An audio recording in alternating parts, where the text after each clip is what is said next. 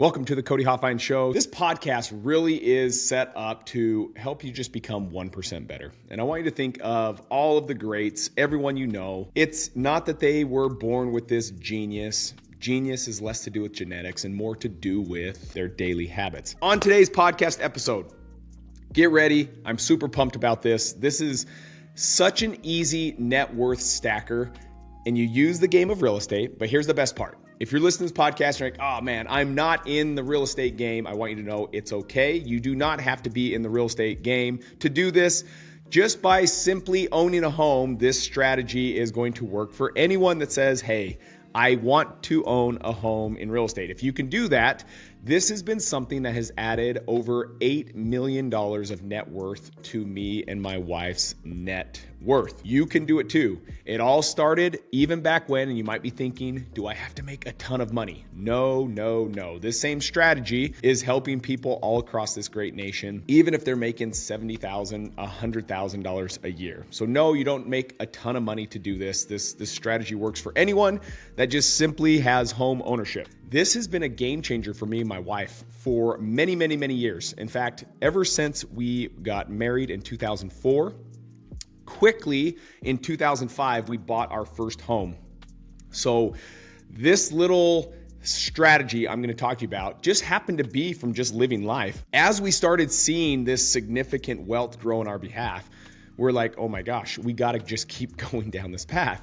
As we're building businesses, as we're exiting from businesses, yes, those are great. Those are all going to add to the net worth. But this one single strategy is going to be game changer for those that are willing to listen to this whole entire episode, because you can do it. 2005, we buy our first home. I remember we bought it for about, let's just go for even numbers, round numbers, $150,000. And I remember me and my wife, we go to the closing table. We're sitting at that table at the title company, and we're signing all the docs. They're big, thick pack of papers. Me and my wife are like deer in the headlights, like, holy crap, this is a lot of paper. I hope we know what we're doing. I hope this is exactly what we should be doing. My wife sees one of the pages, and it basically says, hey, if you were to live in this home for 30 years and pay this mortgage back at the rate that we had, you would pay over the life of this loan like $310,000. And my wife froze, like literally froze. She looked at me, she's like, Cody, are you looking at this? Like, we're signing that we're buying a home for $150,000, but really we're not going to pay $150,000. We're going to pay $310,000 if we live in this home forever. And I'm like, sweetheart, just keep signing. Everyone has this. Your parents have this. My parents have this. Just keep signing. She picked up the pen and just started signing. So fast forward, we're in that home for about 3.5, 4 years. We put it on the market and we sell this home for $215,000. And we were like, whoa, just by living in this home. Yes, we fixed it up. We painted the whole home. We refloored the whole home. We painted the cabinets. We didn't put new cabinets in. We couldn't afford it. We didn't put new countertops in. We just enhanced it, right? We just made it a little bit better.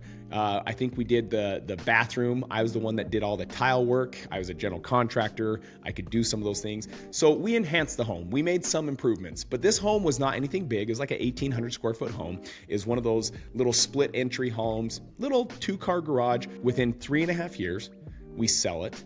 And we have about $65,000 worth of equity over and above the price we purchased it for. Now, here's something cool that we didn't know even at the time.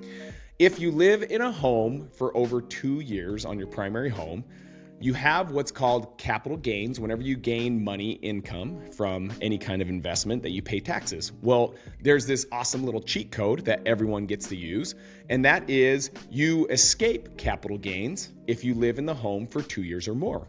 So that full $65,000 that we sold it for over and above what we purchased it for, we were able to roll it forward to our next home tax-free, meaning we didn't have to pay taxes on it. We escaped capital gains because we lived in it for 2 years. Now, here's the best part, guys. We went out and we purchased a lot. This was during the recession in 2008, 2009. We bought a 1/3 acre. We bought it for a killer deal. In fact, I wish I would have bought many of them. If I had hindsight, I would have bought the whole neighborhood. But we bought a lot. We built a home, and we did like everything. I was the general contractor on it, and we did all the stuff we could do that we knew how to do to save on the labor cost. So we did all of the tile work. We did all the painting. We did all of the base case trim, hanging the doors, like all of the finish work. We did a lot of the work, all this sweat equity. We built this home all in with the lot, everything, $280,000. Fast forward, we weren't able to stay in the home. Well, at least we were going to be uncomfortable because that little recession hit. I was working for my dad at the time, and it affected his company literally overnight. He was building all these commercial buildings. The owner of these buildings said, you know what, during this recession, we're not going to be building buildings anymore, and we're not going to be enhancing the buildings. My dad's income literally shut off overnight. It scared me and my wife enough to not live in the home. We turned around and sold it the day we were done working on it. Like blood, sweat, tears. I remember me and my wife just crying on each other's shoulders like, oh man, this was going to be our dream house. This is going to be amazing. Again, it was another 1,800 square foot home on the main level. There was an 1,800 square foot in the basement, but we didn't have the money to finish it. So it was an unfinished basement. Anyways, we put this on the market. We're all in it to it $280,000. We purchased it, or we sold it for $350,000. Now, because we never lived in it for 2 years, we did have to pay taxes on that money. We take that additional $75,000-ish, and we roll it forward minus the taxes, plus that $65,000 from the prior home, and we rolled it forward. And here is the secret that we started learning. Every time we would buy a new home, we would do it at the point where it would be just a little bit uncomfortable, meaning we would go in and buy a little bit bigger home. Maybe it's the same size home, but it's a little bit better neighborhood, one that has better homes in it, better quality of neighborhood, so that you can see that the home would have some appreciation value and ways to grow that equity over time. So we buy another home. This one we happened to buy for $225,000, but it was in a nicer neighborhood. It was definitely an upgraded neighborhood from where we had built, and it was definitely an upgraded neighborhood from where we had purchased our first home. We lived there for another, let's call it 3 years, and we end up selling that one for about $280,000. Now the difference is because we lived there for over 2 years, we were able to take that money, roll it forward. So hear me out. We now have money that we're rolling forward on 3 homes. My income hadn't changed. It's still the same income, but we had now 3 homes rolling forward to now buy our next home. Our next home was in a city called South Jordan. We bought this home for $325,000. We were scared crapless. We're like, oh my gosh, what are we doing? This is the most expensive home we've ever purchased. This is crazy. It had a pool. Guys, in Salt Lake, pools are not the greatest thing. You can only use them like 4 months of the year because of all the cold weather. It would cost way too much to like heat it, and no one keeps their pool open during the winter, right? So we buy this home. We think, man, this is going to be amazing. We go and buy this home. This one now was about 4,800 square feet. So we're buying a bigger home in a better city, in a better neighborhood. And here's some of the cool things we learned about this neighborhood. With every home, yes, you're getting a little bit more comfortable with the caliber of home you're buying. Okay, so that goes without saying. But the other part behind this is this. Every time you move, you get these new relationships. And this is, I think, the hardest part for most people. When I tell people about this strategy, most people are like, my wife would never move. She loves our neighbors. And sometimes as husbands, we kind of like, no, let's just move. I can understand the women, right? They're the ones at home all the time. They're the ones walking the neighborhoods. They're the ones getting to know the neighbors. They're the ones having these great relationships where we're kind of naturally, not on all homes, but naturally the men are going out and they're providing for the home. And so you're never attached to the neighbors. You're never attached to the neighborhood. And so you're like, let's just keep moving. Let's just keep going. Let's keep growing. I am grateful for a wife that supported this and actually wanted to do it. Here's what's cool. Yes, you do fall in love and you find some fantastic neighbors. Don't get me wrong. Some of our dearest friends come from past neighborhoods that we lived in 3-4 homes ago. But here's the best part. With every move, you meet new relationships.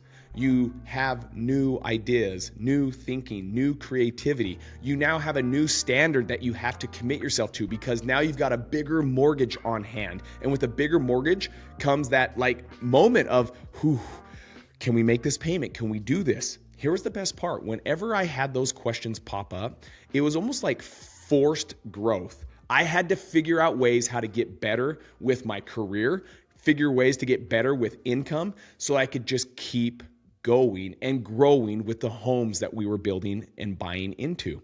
Now, with this home, we were able to put about $70,000 into it. So we're into it a little bit below $400,000. We roll it forward when we sold this about 4 years later. And guess what? We sold this home for around $630,000, if I remember right. You guys, we bought it for $325,000, put 70 grand into it. We're just into it under $4,000, turn around, sell it for $630,000. Best part, because you get the first $500,000 tax-free, we were able to roll all of it forward. So let's go back to this tax-free thing. We had a little over, 200 grand that we made on this home. We were able to roll it forward into our next home. In 2017, 2018, we build our dream home. We were like, oh my gosh, this is going to be amazing. It's about a 7,000 square foot home. It sat on about a half acre. And then on top of it, it was in a dream neighborhood of ours. We had been looking at this neighborhood for so long. We were able to roll all of that money, the 200,000+ plus the prior 3 homes of money that we made, roll it forward onto this home. Now, this would require us to actually get really uncomfortable. We upgraded this home quite a bit. We went from selling a home for $630,000 to building a home that would cost us all in $1.3 million. And you might be thinking, you are absolutely crazy. Now, during the prior home, that one that we sold for $630,000, we had always kept putting money on our mortgage, and we ended up being debt-free. We paid that home off free and clear. So we had all of the money to roll forward. On top of that, we had the that full $630,000. We could roll forward tax-free. Now, this tax code, this is what's beautiful. You get to roll up to $500,000 free and clear, tax-free, every 2 years if you're married. If you're single, the first $250,000 that you make on your primary home, if you live there for 2 years, is tax-free. This is a strategy that allows you to grow tax-free if you're willing to do this strategy. Here's where it gets good, guys. From that $1.3 million home, again, we lived there maybe 3.5, 4 years. We ended up selling that home for $2.3 million. We made an additional $1 million. Now, here was the game changer. With new construction, the fastest growth, the fastest appreciation happens in the first 2 to 3 years. And so as we witnessed this and we saw this, we only owned a home for 3 years, and it grew $1 million while we slept in the home, lived in the home, played in the home. This is the best part. Yes, every day in, day out, it was still me going out, doing my career, doing my business building, doing all that. But what I love about home ownership is this silent partner that's working in your behalf 24/7 while you enjoy it, while you love it, to just simply grow and appreciate and become more valuable so that when you sell it, it's worth significantly more than what you purchased it for. Now, from there, we took the $2.3 million. Now, because we made over $500,000, the other $500,000 was subject to capital gains tax. But we took all of that money forward, and we ended up with that and a little bit of money we had in the bank account. We built a brand new home in St. George, Utah. We built it for $2.3 million. Now, hear me out. This is why I love home ownership. This is why I love moving frequently. Here was the cool thing. We wanted to appraise it to see what it'd be worth when we were done. Now, because I was the general contractor, we saved on all the labor costs, not labor costs, but I mean all the general construction fees that they normally charge, 10, 15, 20%. Some of them are 30% to just manage your project. Because of that, I didn't have to pay that.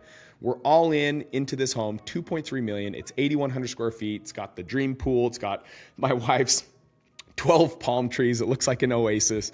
It really is an amazing, in fact, if you're watching me on YouTube, I'm in that home today. You're looking at my home office in the background. It's been an incredible home. It's been, yet to date, our favorite home we've ever lived in. Here's what's cool. When we closed on this, we got it appraised. And here's the beauty of home ownership. Here's the beauty of building new. The home came in and appraised for $3.3 million. So from the day we built it, which took about 10 months to build, we had already gained $1 million in equity over and above what we built it for. You guys, this works, and it works for anyone that's willing to get uncomfortable, always be moving, always staying uncomfortable. Yes, that means you're going to be leaving some friends. Yes, that means you're going to be leaving some favorite neighbors of yours. But if you're willing to do it in exchange for leaving some of those valuable friends, valuable relationships you meet, you're also going to meet new friends, new relationships, have new thinking, new ideas. This whole thing about success is on the other side of comfort is so true when you're moving every 2 to 3 years. Now, to top that off, we've been debt-free since 2017 from just this strategy alone. This home, we are now going to be living in it while we build our next home. And it's not about the size of the home we live in. It's not about any of that nature other than what it's doing to our net worth. Where some people are willing to go and put money in the stock market at 10%. Me and my wife's philosophy is let's continue to put it in real estate, which is not the standard 10% that you make on stock. We're making 40, 50, 60, 80, 100% on our money by just moving every 2 to 3 years. It's significantly more, significantly faster for growing our wealth than the traditional stock market. The next home we're going to build is breaking ground here in about a month. It'll be about 12,500 square feet of livable space. There'll be about 3,000 square feet of garage space on top of this. It's on just shy of an acre. And the beautiful thing is we'll build this for about 4.03, but we've already got a pre-appraisal based off all the sales that are continually happening around us. And this home will be worth between $7.5 and $8 million the day that it's done, all because of home ownership.